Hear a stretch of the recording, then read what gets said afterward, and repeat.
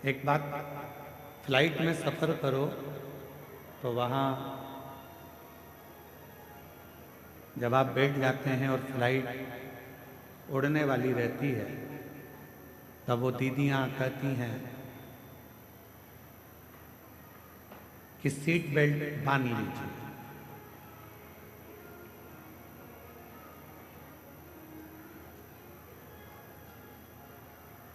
फिर वो कहती हैं कि जब ऑक्सीजन की कमी होगी अपने आप ऑक्सीजन लेने के लिए कैप नीचे आएगा, आप उसको लगा लीजिए। पर दूसरे को सहायता देने से पहले उस ऑक्सीजन कैप को आपको लगाना पड़ेगा।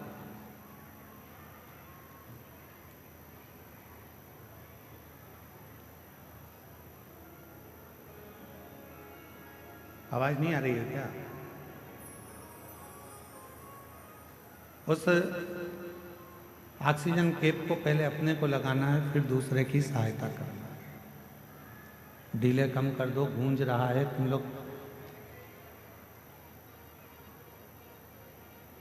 पहले ऑक्सीजन कैप अपने को लगाना है, फिर दूसरे को सहायता करना है। शिव महापुराण की कथा भी यही कह रही है।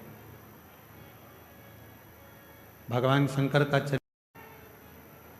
भगवान शिव के मंत्र जाप का उच्चारण करिए, श्री शिवाय नमस्तुभ्यं। पहले स्वयं भगवान के मंदिर में एक लोटा जल चढ़ाना प्रारंभ करिए, शिवलिंग तक पहुंचना प्रारंभ करिए। पहले स्वयं भगवान की अविरल भक्ति को प्राप्त करने का प्रयास करिए।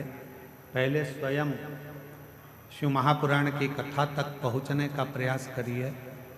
फिर जब देव अधिदेव महादेव की शरणागति आपको मिल जाए, जब बाबा देव अधिदेव महादेव आपके दुखों को काट दें।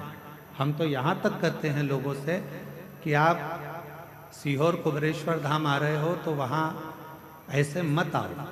पहले आप अपने घर के पास में जो शंकर जी का मंदिर है वहाँ जल चढ़ाना प्रारंभ करो और बाबा से प्रार्थना करना चालू करो कि मेरा ये दुख काटो।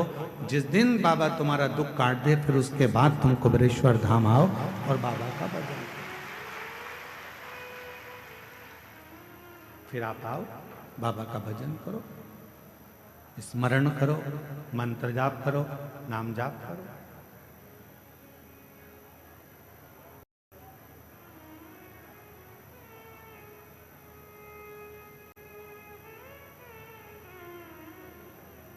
आपकी और हमारी आदत क्या है?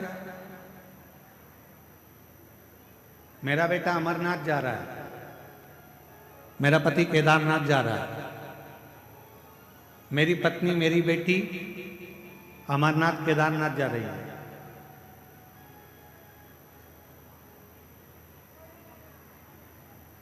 फिर उस बेटा बेटी से पूछो, क्यों तुम अपने घर के पास में कभी नजदीक वाले शंकर जी के मंदिर गए हो? नहीं, हम कभी नहीं गए। अब ईमानदारी से बोलो, जब तुम पास की पास में शंकर जी का शिवालय है, पास की पास में शंकर जी का मंदिर है, वहां एक लोटा जल चढ़ाने नहीं गए और केदारनाथ और अमरनाथ में भगवान को ढूंढने जाओगे तो बाबा भोलेनाथ मिलेगा? और हमारी बात बिल्कुल मत मानो,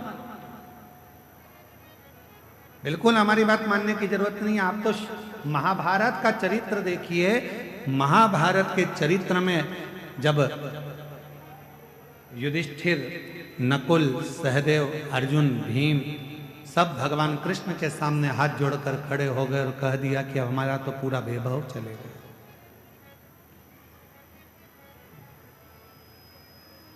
जुए में हम सब कुछ हार गए, कुछ भी नहीं बचा, हमारा संपूर्ण वैभव चलेगा।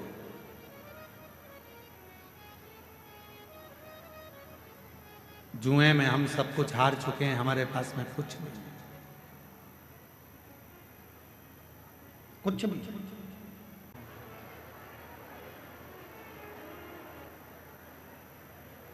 आप हमारी बात को ना मानकर आप तो महाभारत का चरित्र लेकर आओ।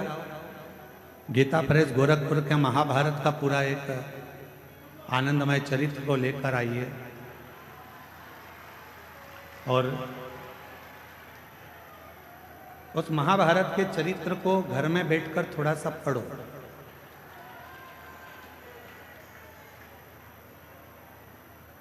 और जब आप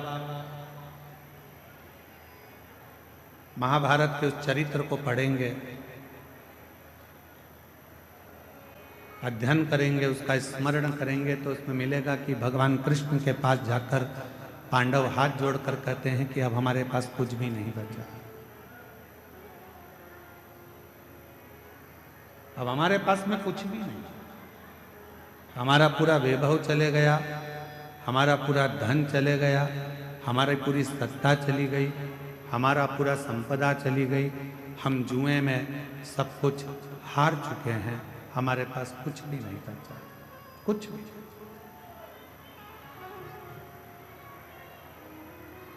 अब हमारे पास में कुछ भी नहीं है तो हम क्या करें? पांडवों की दशा देखकर भगवान कृष्ण ने कह दिया कि तुम एक काम करो कि भगवान शंकर का भजन करो। रही है पांडव विनय कर रहे हैं, हम क्या करें? महाभारत का वन पर्व कह रहा है, भगवान कृष्ण ने कह दिया कि तुम शिव की आराधना करो, भगवान शंकर की साधना करो। शिव की आराधना, हाँ। भगवान शंकर की साधना, हाँ।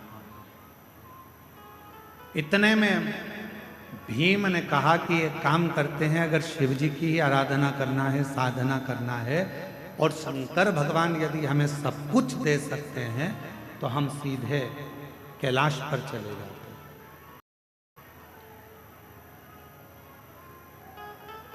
और हम सीधे कैलाश पर जाएंगे और कैलाश पर जाकर हम भगवान शंकर की आराधना करेंगे, साधना करेंगे, तब तो भगवान शंकर हम पर प्रसन्न हो जाएंगे।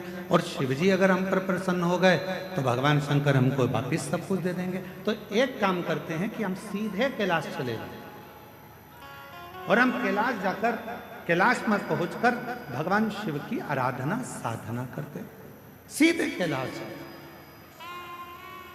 अब जरा चरित्र पर ध्यान देना कि भगवान कृष्ण खुद कह रहे हैं कि भीम, जाने को तो तुम कैलाश जा सकते हो, जाने को तुम कैलाश पहुंच सकते हो, जाने को तुम कैलाश जा सकते हो और कैलाश पर जाकर शिव जी का भजन कर सकते हो, शंकर जी का स्मरण कर सकते हो, शिव की भक्ति कर सकते हो, मना नहीं।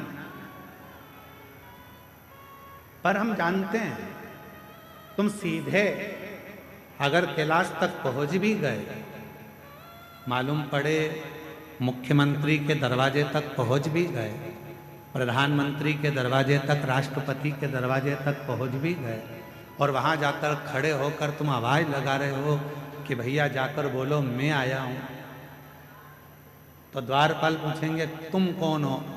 तो कहा कि बस जाकर कह दो कि मैं आया हूं, मेरा नाम लेकर बोल दो कि मैं आया हूं। पहचान ही नहीं है तुम्हारी, जानते ही नहीं हो तुम। प्रधानमंत्री के पास द्वारपाल जाकर बोल भी देगा कि कोई राम प्रकाश आया है आपसे मिलने के लिए, प्रधानमंत्री जी बोलेंगे कि कौन राम प्रकाश? मुख्यमंत्री से जाकर कहा कोई कमलेश आया है, कौन कमलेश? उसको पहचानेगा कैसे? नहीं है पहचान। वापिस आ गया, दरवाजा खटखटा।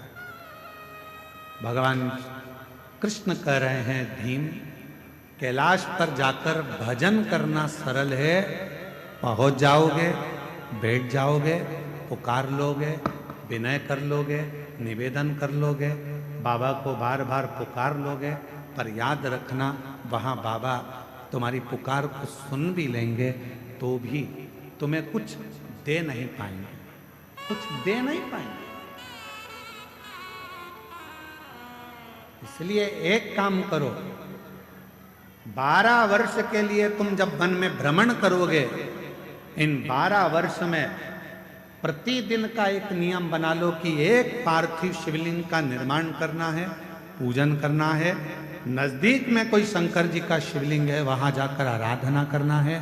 12 वर्ष के वन में तुम 12 वर्ष तक जब वन में रहो तो 12 वर्ष के वन में केवल शंकर की आराधना करना, शिव मंदिर तक जाना, शिवालय की पूजन करना, पार्थिव पूजन करना और शंकर का स्मरण करना। 12 वर्ष तक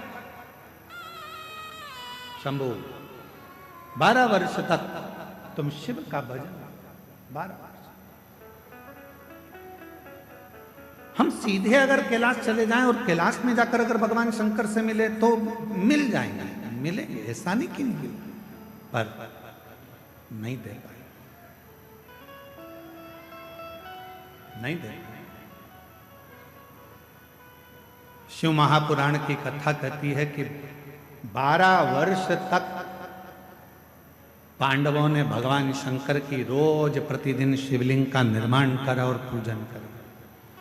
एक समय ऐसा आ गया कि भीम के मन में आया कि नियम सबने लिया है तो थोड़ी सी मैं जरा हंसी उड़ा लूं, और भीम ने क्या करा, एक पेड़ को काटकर उसकी जड़ को लिया, जड़ को गोल घुमाकर एक जगह पर रख दिया और अर्जुन से जाकर कह दिया कि ये शंकर का शिवलिंग है और तू पूजन कर।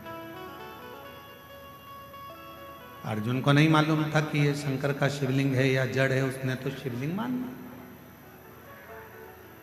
और अर्जुन ने शिवलिंग मानकर उसकी आराधना कर ली, साधना कर ली, जल चढ़ा लिया, पूजन कर ली, बेलपत्र चढ़ा दी, भक्ति कर ली, पंचाक्षर मंत्र का जाप कर लिया, षडाक्षर मंत्र बोल लिया, ओम नमः शिवाय बोल लिया, नमः शिवाय बोल लिया।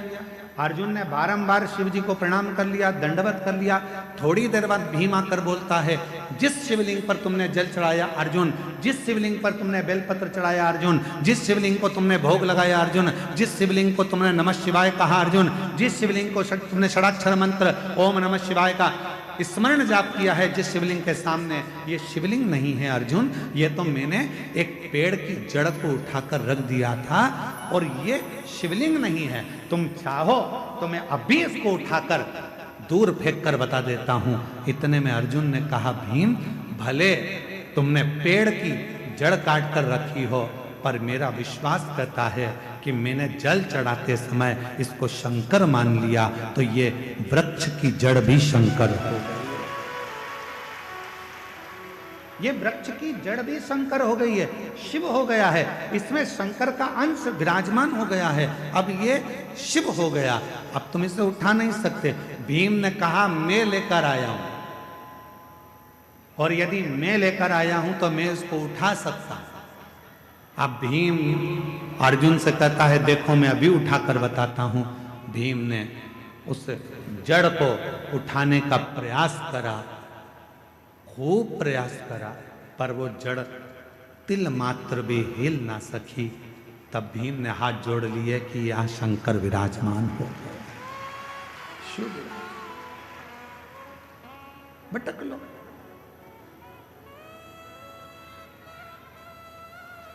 शिव थोड़ी परीक्षा लेते हैं।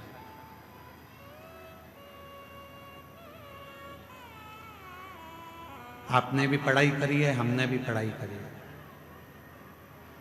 आप भी कॉलेज तक पहुंचे हैं, हम भी कॉलेज तक पहुंचे।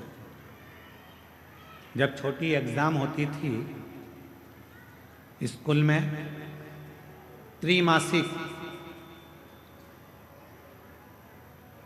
3 महीने की, 6 मासिक, बोलो सही है, 6 महीने की, और इसके बाद 12 मासिक 12 महीने की एग्जाम होती थी, परीक्षा होती थी।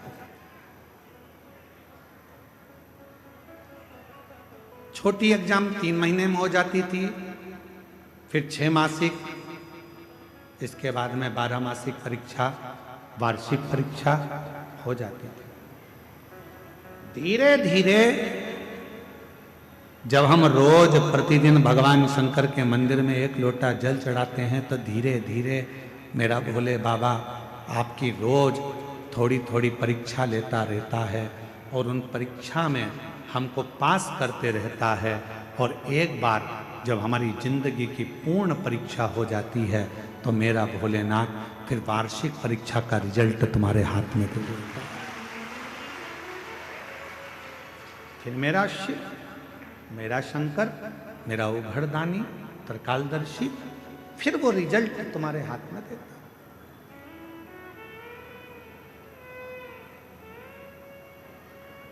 अब आप डायरेक्ट अगर 12 परीक्षा में बैठ रहे हो तो हो सकता है सप्लीमेंट्री आ जाए।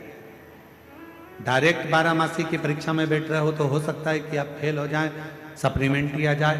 पर धीरे धीरे यदि आपने त्रैमासिक दी तो तुमको उसमें ये ज्ञात हो गया कि परीक्षा कैसे होती है, बैठना कैसे चाहिए, लिखना कितना चाहिए, कितने प्रश्न भरना चाहिए, कैसे क्वेश्चन आएंगे, उत्तर कैसे लिखना है। 6 मासी परीक्षा में और सीख गए, 12 मासी में तुम पूरा सीख गए और परीक्षा देकर उत्तीर्ण होकर तुम आगे बढ़ गए।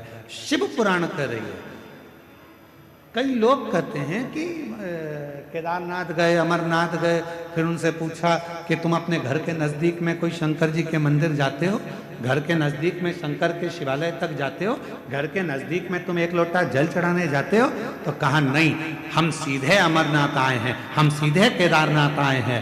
तो याद रखना, तुम जा जरूर जाए, तुम पहुंच जरूर रहे हो, पर मेरा भोले बाबा वहां तुम्हें मिलने वाला नहीं है। तुम मात्र वहां तक जाओगे, दर्शन तुम्हारी हो।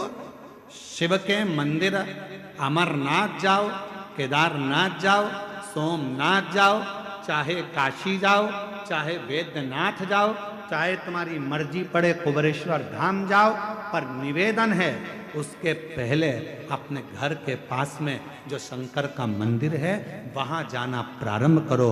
जिस दिन तुम वैद्यनाथ, केदारनाथ, कुबेरेश्वर जाओगे उस दिन भोले बाबा तुम्हारे स्वागत में राहें बिछाकर, नयन बिछाकर खड़े रहे।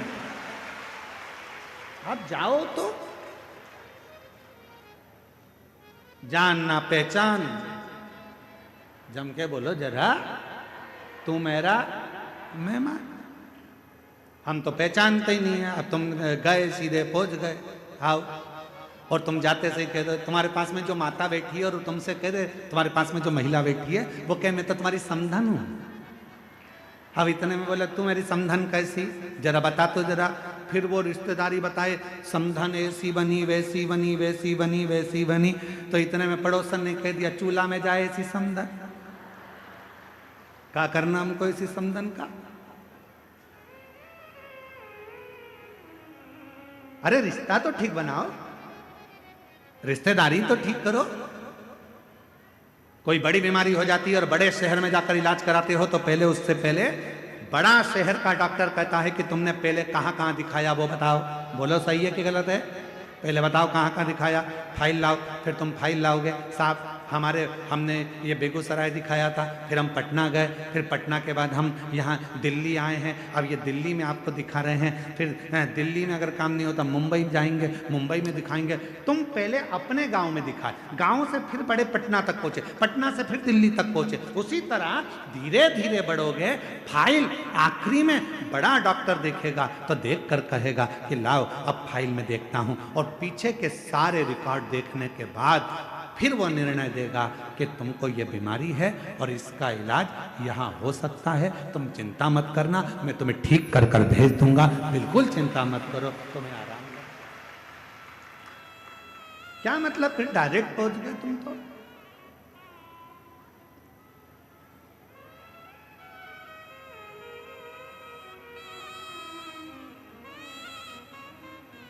बिहार के कितने लोग बैठे हैं? बिहार के हाथ उठाओ जरा। वो धर लो दादा, धर लो, वापिस धर लो, तुम तो सब वापिस वापिस। झारखंड के कितने बैठे जरा हाथ उठाओ। अरे तुम भी रख लो, नीचे रख लो, तुम धरो नीचे, वापिस। अच्छा ये बात बताओ कि चुनाव करके डायरेक्ट आ गए हो क्या? अब वोटिंग डाले और चल दिए यहाँ। अब वोट डाला आप लोगों ने, सबने डाला वोट, तो आधार कार्ड लेके डायरेक्ट मशीन पे पहुंच गए क्या? जम के तो बोलो नहीं। पहले आधार कार्ड बाहर वाले को दिखाया, बाहर वाले ने फिर अंदर वाले को, एक टेबल पे गए, फिर दूसरे वाले के पास, बोलो बोलो सही है, दूसरे वाले के पास, फिर तीसरे वाले के पास गए, फिर मैं निशान लगाया, निशान लगाने के बाद फिर तुम्हें अंदर भेजा, फिर जाकर तुमने मशीन का खटका दबाया। अगर तुम डायरेक्ट पहुंच जाते तो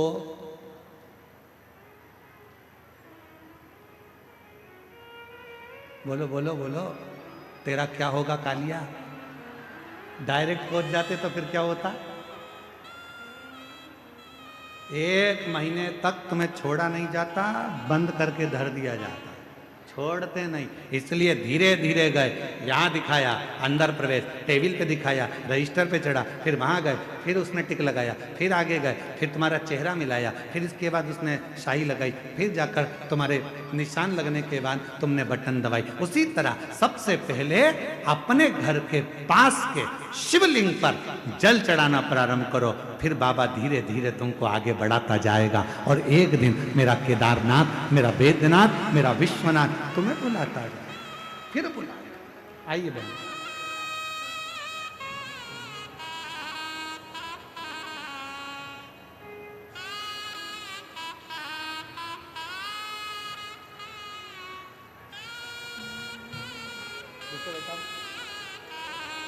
ऐसे दयालु नाथ से रिश्ता बनाए।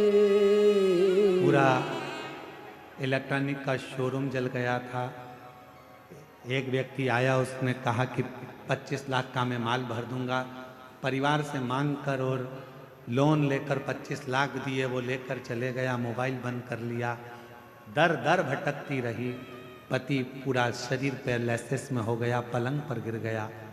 तब विचार करा कि अब शरीर छोड़ दें पूरे घर के लोग। रात को प्लान था, सवेरे शंकर के मंदिर कथा सुनकर चली गई, और बाबा ने ऐसा हाथ पकड़ा कि आज बाबा ने वापिस जहीं पर थी वहीं पर ले जाकर दिखा। ऐसे दयालु नाथ से रिश्ता बनाए, ऐसे दयालु नाथ से रिश्ता बनाए। बाबा की जब कृपा हो, करुणा हो, उदारता, धीरे धीरे चलो। पहले शिव जी के मंदिर जाना चलो, चालू करो, शंकर के मंदिर में 1 लोटा जल चढ़ाना प्रारंभ करो, फिर बाबा परीक्षा लेगा, फिर धीरे धीरे आगे बढ़ाएगा, और बढ़ाते बढ़ाते बढ़ाते बढ़ाते एक दिन तुम्हारा दुख, तुम्हारी तकलीफ, तुम्हारा कष्ट धीरे धीरे काटना प्रारंभ करेगा।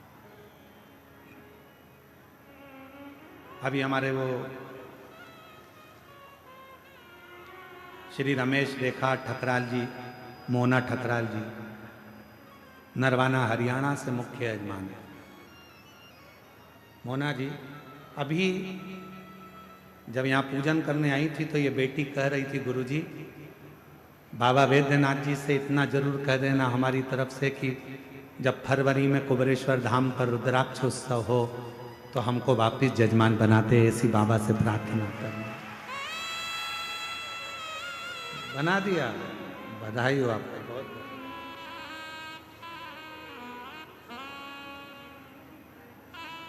ऐसी शिव से प्रार्थना वो कराए, धीरे धीरे बढ़िए, धीरे भजन करते करते, भगवान का मंत्र जाप करते करते, नाम जाप करते हुए, स्मरण करते हुए आगे बढ़ो, सीधे नहीं। भीम ने तो ये सोच लिया था कि मैं कैलाश जाऊंगा, भगवान शंकर की आराधना करूंगा, शिव जी से आराधना कर कर मेरा खोया हुआ जितना राज्य है, जो खोया हुई संपदा है, जो मेरा पूरा राज्य चले गया, सब कुछ खो गया, उसको मैं वापस प्राप्त कर लूंगा। पर नहीं, नहीं, भगवान कृष्ण ने कहा ऐसा मत करो, रोज पार्थिव पूजन करो, रोज शिव जी के मंदिर में 1 लोटा जल चढ़ाओ, रोज शंकर का भजन करो, रोज। हम क्यों कहते हैं कि अपने घर के दरवाजे पर श्री शिवाय नमस्तुभ्यम लिख दो, अपने घर के दरवाजे पर एक स्टिकर ले जाकर चिपका दो, गाड़ी पर एक स्टिकर चिपका दो श्री शिवाय नमस्तुभ्यम का, दरवाजे पर चिपका दो। क्यों? जब कोई दुख की खबर आ रही होगी कोई तकलीफ की खबर आ रही होगी, जो खबर देने वाला होगा सामने खड़ा होगा, दरवाजा बंद होगा, जितनी देर खड़ा रहेगा ऊपर लिखा हुआ श्री शिवाय नमस्तुभ्यम पड़ेगा। जब आप दरवाजा खोलोगे तो वो दुख की खबर भी अच्छी खबर में बदल जाएगी और आपके जीवन में खुशी।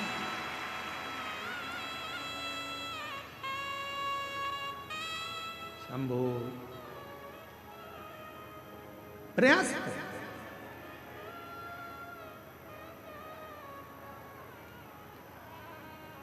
जब आप भजन करें, स्मरण करें, मंत्र जाप करें, नाम जाप करें, नाम कीर्तन करें, जब आप श्री शिवाय नमस्तुभ्यम मुख से बोलें तो ये विचार करें कि हमें धीरे धीरे बढ़ना है, धीरे धीरे।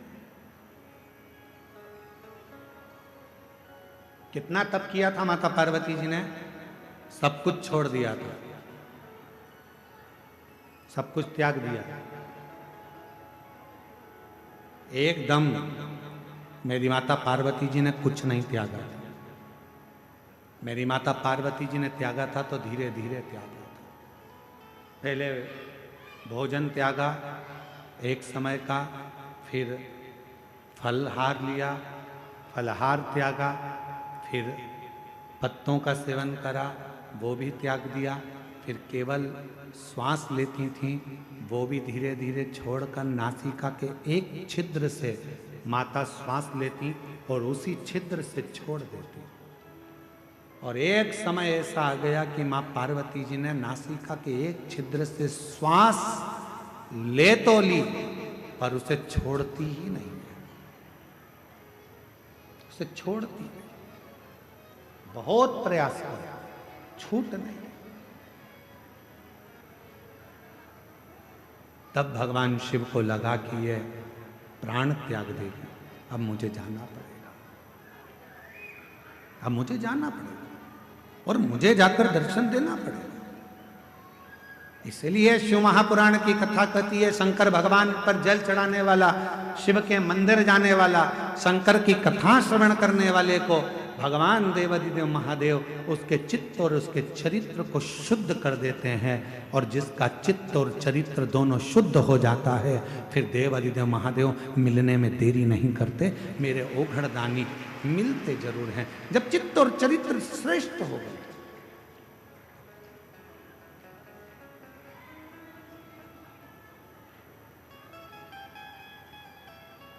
हम आपसे एक बात पूछे, जरा उत्तर दीजिए। आप में से कितनी माताएं जो अपने बेटे से कहती है बेटा मोबाइल देख ले? कोई बोलता है अपने बच्चे से कि मोबाइल देखो? बच्चा अपने आप मोबाइल उठाता है, देखना चालू कर देता है। आप में से कोई माता ऐसी है जो अपने बच्चे से बोलती है बेटा पान की दुकान पे जाके खड़ा हो जा? कोई माँ अपने बच्चे को नहीं कहती कि पान की दुकान पर खड़े हो जा। कोई माँ अपने बच्चे से कहती है कि तू मदिरा की दुकान चले जा। कोई माँ अपने बच्चे को मदिरा की दुकान नहीं भेजती। कोई माँ अपने बच्चे से कहती है कि तू पढ़ाई मत कर। कोई माँ अपने बच्चे से ये नहीं कहती कि तू पढ़ाई मत कर। कोई माँ ये नहीं कहती अपने बच्चे से कि तू अपने दोस्त के साथ खेलने जा। कभी माँ नहीं कहती। माँ नहीं कहती, उसके बाद भी बच्चा अपने दोस्त के साथ खेलने जाता है। माँ नहीं कहती तो भी बच्चा मोबाइल चलाता है। माँ नहीं कहती, उसके बाद भी बच्चा गलत दुकान पर जाकर खड़ा हो जाता है। माँ नहीं कहती तो भी बच्चा गलत संगत में पड़ जाता है।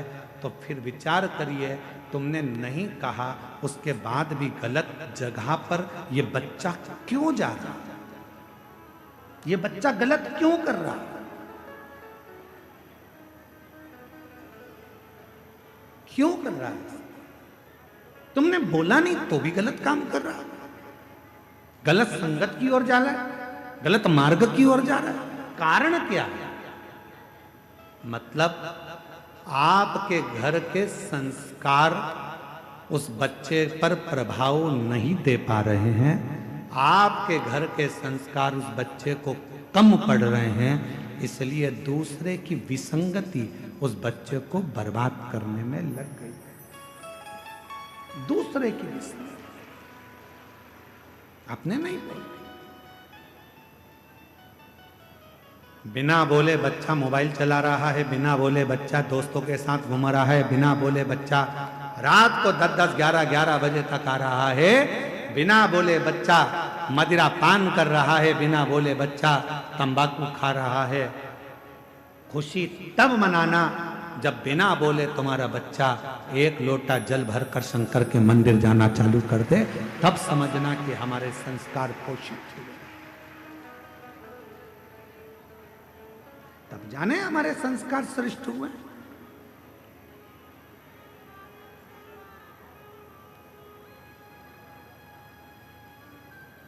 अभी दीदी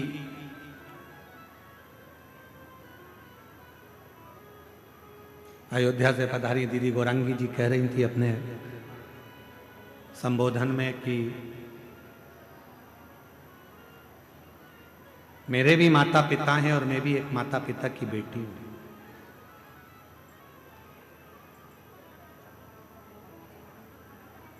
और दीदी कह रही थी कि सीहोर वाले महाराज जी कहते हैं कि अपनी प्रत्येक बेटी को अपने माँ बाप को कन्यादान का मौका देना चाहिए। मैं दीदी से कहना चाहूंगा ये कन्यादान का मौका कब मिलेगा? जब माता पिता अपनी बेटी को श्रेष्ठ संस्कार देना प्रारंभ करेंगे तो वो कन्यादान का मौका अवश्य है।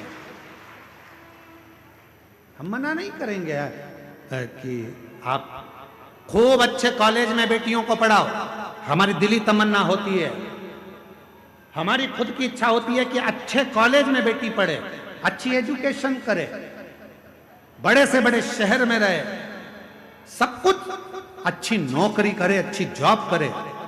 पर मेरा बेटियों से निवेदन है, इस संसार सागर में बहुत लोग मिलेंगे पर तुम्हारे माता पिता जैसा दुनिया में कोई नहीं मिलेगा जो तेरे लिए हमेशा हित ही चाहते हैं, अहित नहीं। सब मिलेंगे, कोई अपना फायदा। अभी जैसे वो बहन ने लिखा, एक व्यक्ति आया कि तुम्हारी दुकान जल गई, तुम 25 लाख रुपए दे दो मेरे को, मैं तुम्हारी दुकान में माल मंगवा कर भेज दूंगा। पति तो पहले से में पड़े सो तो कहाँ करे, 25 लाख ले गया, मोबाइल बंद कर ऐसे ढेर मिलेंगे जो तुम्हारा केवल उपयोग करेंगे,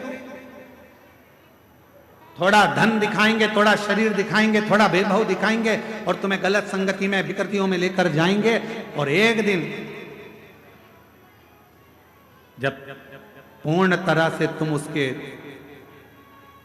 चुंगल में आ गए, फिर वो तुम्हें बर्बाद कर कर एक दिन मारकर टुकड़े कर कर अटैची में भरकर फेंक देंगे। बहुत